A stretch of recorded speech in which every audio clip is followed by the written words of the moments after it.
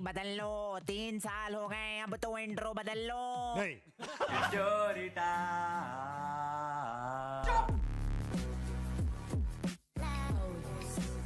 Video start करने से पहले ही बता देता हूं कि ये एक normal roast reaction vlog video नहीं है, ये एक स्टोरी टाइम वीडियो है। जो लोग चैनल पे नए हैं उनको स्टोरी टाइम वीडियोस के कॉन्सेप्ट के बारे में नहीं पता। बेसिकली मैं अपने बचपन के दिनों की, स्कूल कॉलेज के दिनों की कोई स्टोरी सुनाता हूं।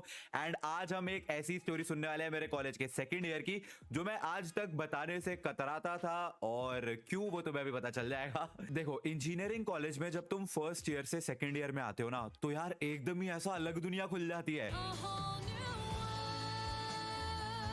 क्योंकि फर्स्ट ईयर तक तो तुम वही फिजिक्स, केमिस्ट्री, मैथ्स ही पढ़ रहे हो जो तुमने 11th 12th में ऑलरेडी पढ़ रखी है। लेकिन अब सेकंड ईयर में तुम्हारी फील्ड के स्पेशलाइज्ड कोर्सेज वगैरह शुरू हो जाते हैं, एंड अब शुरू होती है असली इंजीनियरिंग। तो सेकंड ईयर में ऐसा ही मैंने एक कोर्स लिया, एम्बेडेड लॉजिक डिजाइन नाम का, ELD। एंड बिलीव मी, वो मेरी 4 साल की इंजीनियरिंग का हार्डेस्ट कोर्स था। ये काफी डिफिकल्ट कोर्स है। इंजीनियरिंग छोड़ो, वो मेरी लाइफ का, स्कूल टाइम का, कॉलेज टाइम का, हाँ, इससे ज्यादा तो मैंने पढ़ाई करी नहीं। And on top of that वो कोर्स पढ़ाते भी एक जर्मन टीचर थे। No offence to any German teachers, लेकिन ये वाले सर, जिनको हम इस वीडियो के लिए बोलेंगे चिमगादड़ भाई चिमगादड़ व्हाटएवर, उनको ना इंग्लिश भी नहीं बहुत अच्छे से, हिंदी तो आती नहीं थी, इंग्लिश भी बहुत कोई अच्छे से नहीं बोलते थे। वो ऐसे या माइक्रो कंट्रोल या ओके यस यस, तो लाइक लेक्चर्स में कुछ समझ ही नहीं आता था। एटलीस्ट मुझे तो नहीं आता था, भाग्यों का पता नहीं। तो पहले ही दिन पे हमें पता चला कि इस कोर्स में कोई एग्जाम नहीं होने वाला, सिर्फ असाइनमेंट्स होंगे वीकली, जिनके सारे के सारे मार्क्स हैं। और हम तो बड़े खुश हो गए, भाई सिर्फ असाइनमेंट्स के मार्क्स है।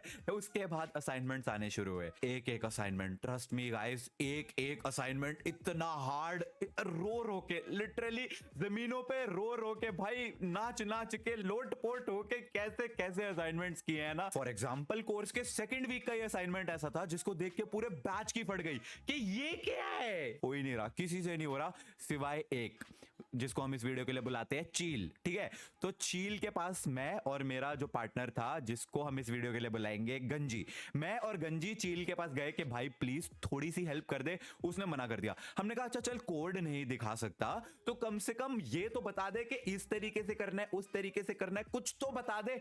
उसने मना कर दिया, साफ इनकार कर दिया। उसने अपना भाई डॉक्यूमेंटेशन वगैरह बना के असाइनमेंट सबमिट कर दिया और रूम लॉक कर दिया, खोल ही नहीं रहा किसी के लिए रूम। भाई मैं और गंजी, हम दोनों रूम में, हमारी रूह कलप गई कि मतलब इतनी बेइज्जती, अबे ये है कौन बे ये हमको दिखाने के लिए, हमको असाइनमेंट में हेल्प करने से मना कर दिया, ये है कौन। अगले 1 घंटे हम लगे हुए हैं, 12 बजे की डेडलाइन थी, मैं और गंजी लगे हुए, हो ही नहीं रहा। ट्रस्ट मी गाइस, 11:55-56 पे जैसे ही हमारा असाइनमेंट जो है वर्क किया ना, सबमिट मारा हमने और कॉरिडोर में भागे, चील के रूम के सामने गालियां दे दे के नाचे के चल गया। गंजी बनियान निकाल के, गंजी निकाल के नाचा भाई। इतना नेक्स्ट लेवल सीन था ना उस दिन। अच्छा, मेरा और गंजी का रूम जो था ना, वो हॉस्टल के एकदम कॉर्नर में था, एंड हॉस्टल से लग के थे अपार्टमेंट्स, जहां पे कोई एक स्पेसिफिक बेवकूफ पूरे दिन गाने बजाता रहता था। उसको पता नहीं क्या मजा आता था, डीजे राजू, डीजे बाबी, और नहीं हो भाई, ऐसे गाने बजाता था पूरे दिन। हमारा वीक नंबर 3 या 4 का असाइनमेंट था। सुबह से लेके शाम तक भाई मैं और गंजी बैठे हुए हैं, कोड करने की कोशिश कर रहे हैं, चल नहीं रहा, और इधर इस बुद्धिजीवी के गाने बजे जा रहे हैं, हट जाता हूं पाछेड़े। एक तो असाइनमेंट नहीं चल रहा, उसकी फ्रस्ट्रेशन, ऊपर से इनके गाने कानों में चुभी जा रहे हैं, उसकी अलग फ्रस्ट्रेशन। तो हमारा जो फ्लोर था वो टॉप फ्लोर पे था, तो मैंने ऐसे रेलिंग से नीचे को देखा, कुछ लोग नाच रहे थे, पार्टी वार्टी चल रही थी उनकी। आई वाज लाइक ओके, मैं रूम में चला गया। अब शाम से लेके रात हो गई, हमारा असाइनमेंट नहीं चल रहा, इनके गाने नहीं बंद हो रहे। मैंने फिर से जाके देखा, खाली डीजे बजी जा रहा है। अब तो भाई कोई नाच भी नहीं रहा है, कोई नहीं था आसपास, कोई बंदा ही नहीं खड़ा हुआ था, बस डीजे बजी जा रहा है। मैं रूम में आया, मैंने गंजी को बोला, मैंने कहा भाई कोई भी नहीं है वहां पे, खाली डीजे बजी जा रहा है बिना बात के। गंजी के पता नहीं क्या सनक चढ़ी, उसने बेड के नीचे से अपनी बाल्टी निकाली, बाथरूम में गया, उसमें पानी भरा, रेलिंग पे चढ़ाई और पूरी की पूरी बाल्टी उनके डीजे सिस्टम पे पलट दी। वाज लाइक वेट व्हाट, ये क्या किया अबे तूने? पानी फेंक दिया उनके डीजे सिस्टम पे, मेरी आंखों के सामने फूंक दिया तूने। करा भाई पूरे दिन गाने बजाते रहते हैं, परेशान कर दिया, एक तो असाइनमेंट नहीं होते हैं, ये वो है। उसने कहा हाँ बहुत बढ़िया भाई, बहुत बढ़िया किया। उसके बाद डिनर करने के लिए नीचे गए हम, तो वहां पे देखा 4-5 लोग डीजे सिस्टम को घेर के खड़े हुए हैं। ये क्या हुआ है, ये चल क्यों नहीं रहा है, ये पानी कहाँ से आया है, ये किसने किया है, कौन है बे? लाइक अबे शिट यार, ओ गॉड, मेरी आंखों के सामने फूका उसने भाई। लेकिन सबसे दुख भरी बात पता क्या थी, इतने मुश्किल असाइनमेंट्स करने के बाद भी मार्क्स नहीं मिलते थे। पता क्यों? क्योंकि चिमगादड़ सर बिग ब्रेन, वो कहते थे तुमने असाइनमेंट खुद करा है या कहीं से टेपा है या कहीं से क्या करा है, मेरे को कोई फर्क नहीं पड़ता। असाइनमेंट सबमिट करने के नेक्स्ट डे तुम्हारा क्लास में एक टेस्ट होगा, उस टेस्ट में जितने भी मार्क्स आएंगे वो परसेंटेज मल्टीप्लाइड बाय तुम्हारे असाइनमेंट के मार्क्स, तुम्हारा फाइनल स्कोर होगा। तो अगर तुमने असाइनमेंट खुद से करा है तो तुम्हें थ्योरी तो आती होगी ना, तो तुम्हारे टेस्ट में भी अच्छे मार्क्स आएंगे, तो अल्टीमेटली असाइनमेंट में भी अच्छे मार्क्स लगेंगे। लेकिन ट्रेजेडी ये थी कि भाई बचपन से अपुन है एकदम प्रैक्टिकल बंदा, अपने को सिर्फ ना काम खत्म करना आता है, मुझे डिटेल में ज्यादा जाने का इंटरेस्ट कभी था ही नहीं।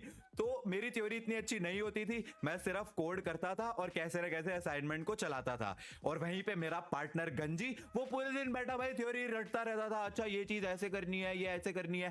कोड मैं कर रहा हूं, वो सिर्फ रट रहा है। और अगले दिन टेस्ट में किसके ज्यादा मार्क्स आ रहे हैं, गंजी के। तो असाइनमेंट में किसके ज्यादा मार्क्स लगे, गंजी के। तो दुख किसको हुआ, मुझको। तो मेरे को भाई पहली बार ऐसा हुआ तो थोड़ा सा लगा यार कि सारी मेहनत मेरी, मैंने कोड करा, ये तो सिर्फ रट रहा था रात भर बैठ के कि कैसे चीजें चलनी है, देख रहा है, फिगर आउट कर रहा है, ओए निश्चय ऐसे कर ले, ये कर ले, पर कर तो मैं ही रहा था ना असली काम। बट ठीक है कोई नहीं। दूसरी बार हुआ, फिर भी मैंने कहा चलो कोई नहीं, हो जाता है हो जाता है। 3 बार 4 बार जब हो गया ना भाई, थोड़ी सी जलने लगी मेरी कि यार चलो बराबर मेहनत भी अगर दोनों ने करी असाइनमेंट चलाने में तो बराबर मार्क्स लगने चाहिए ना दोनों के।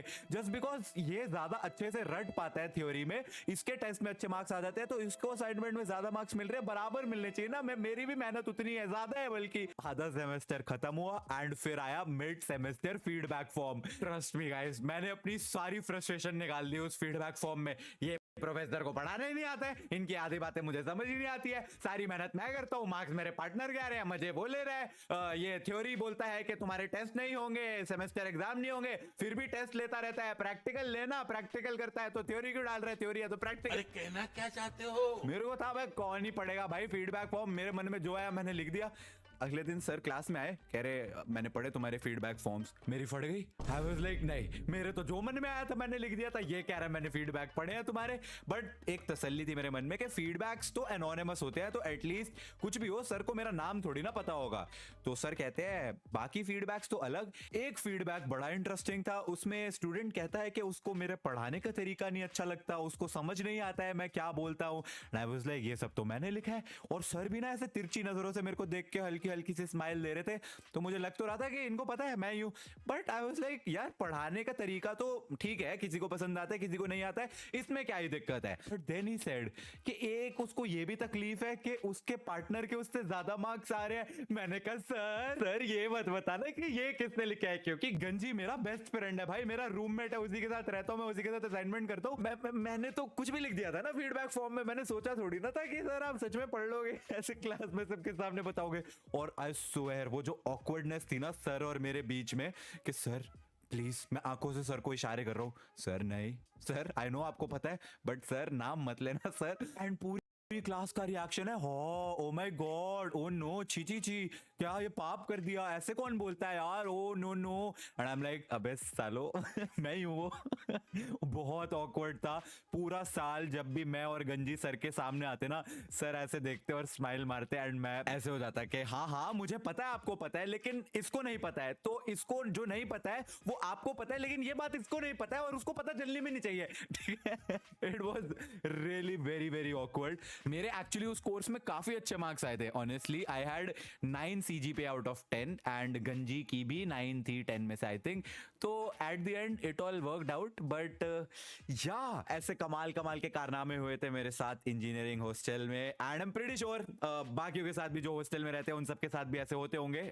अगर कुछ हुए तो कमेंट्स में जरूर बताना. I hope you guys enjoyed this video. If you did make sure to like it. This probably is the last story time, क्योंकि आई डोंट थिंक मेरी दिमाग में और भी स्टोरीज है. इसके बाद से शायद जो भी स्टोरी टाइम वीडियोस आएंगी वो आप लोगों की स्टोरीज होंगी, जो मैंने आपको कम्युनिटी पोस्ट में बोला था शेयर करने को. तो मेरी पर्सनल स्टोरी जो है ये शायद लास्ट होगी, शायद मे बी. अगर मेरे को आगे कुछ याद आ जाए तो आगे देखेंगे. I will see you guys in the next video. Video को लाइक करना. Thanks for watching. Goodbye to the people who hated on me.